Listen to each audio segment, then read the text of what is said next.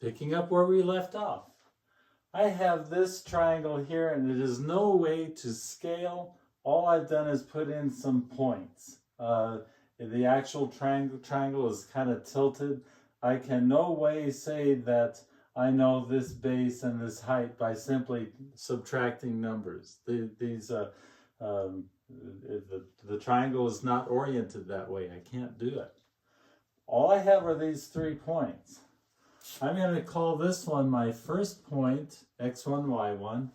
This one will be my second point, and this one will be my third point. I'm basically going, x is increasing this way. That's what makes me say 2 is less than 4, which is less than 7.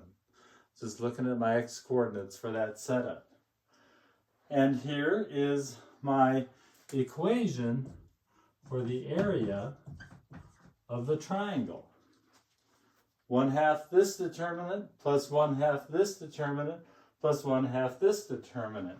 You'll notice the subscripts 2 and 1 are in this determinant, 3 and 2 are in this determinant, and 1 and 3 are in this determinant.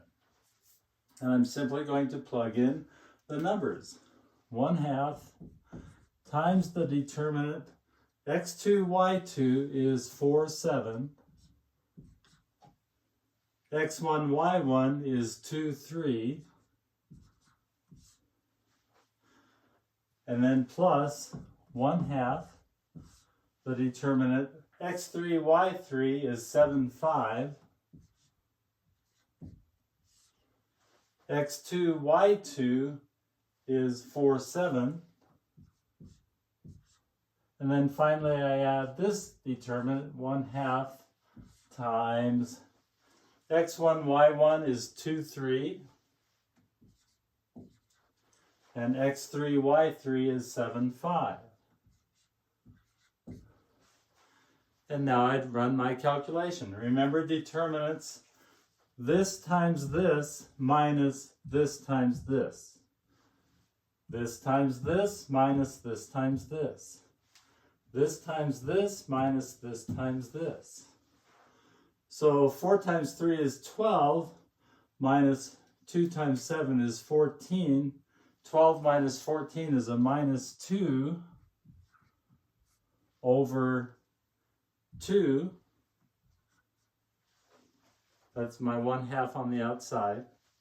Then I add to that, 7 times 7 is 49, minus 4 times 5. 49 minus 25, minus 20 is 29.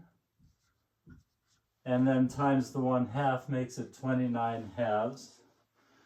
And then finally plus 2 times 5 is 10, minus 7 times 3 is 21. 10 minus 21 is negative 11, times 1/2 is minus 11 halves. So I have minus 2 halves, minus 11 halves, that's minus 13 halves. And then plus 29 halves gives me 16 halves, which is 8. The area of this triangle, and I'm sure there are apps out there that you can plug those points in and ask for the area, but in almost the same amount of time as putting those coordinate points in yourself, we have come up with the area of this triangle, 8. But I want to show you something really, really nice. We had 3 determinants to calculate. Wouldn't it be nice if we only had 1? And what I want to point out to you is this 2, 3, if we can somehow make one of these points land on the origin where it's 0, 0, I'm going to have 0 determinants for 2 out of my 3 determinants. What I'm going to do is for every x value, I'm going to subtract 2, and for every y value, I'm going to subtract 3. That'll be my rule. 2 minus 2 would be 0. 3 minus 3 would be 0. So my points, let's do it in a different color. My points would become 0, 0, 4 minus 2 is 2. 7 minus 3 is 4. 7 minus 2 here is going to be 5. 5 minus 3 is going to be 2. If I did everything right without doing a silly mistake, these points represent what would happen if I take my triangle and simply shift it back 3 and down 2. Same triangle, same area, but now my determinant becomes, let's go ahead and erase these.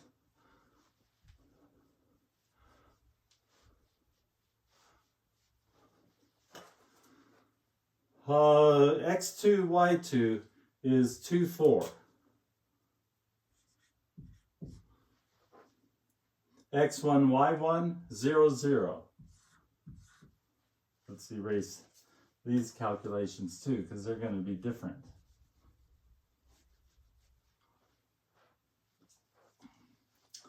For this one, X3, Y3 is 5, 2. And then X2, Y2 is 2, 4. For this one, X1, Y1 is 0, 0. And X3, Y3 is 5, 2. When I calculate my determinants, 2 times 0 minus 0 times 4 is 0. So this one goes away. Over here, 0 times 2 is 0, minus 5 times 0 is 0. This one goes away. The only one I have to calculate is this one, which is 5 times 4, which is 20, minus 2 times 2, which is 16. I get 16 times the 1/2, and there, very quickly, I have my area. And I cannot stress enough that this technique trumps any other. You could do calculus integration. You could do slopes and perpendiculars and distance formulas. You can do Heron's formula. Oh, that would be a mess here with lots of square roots and all that. But in the end, all of those would still land on exactly this number. So I hope you enjoyed this, using determinants to find the area of a triangle.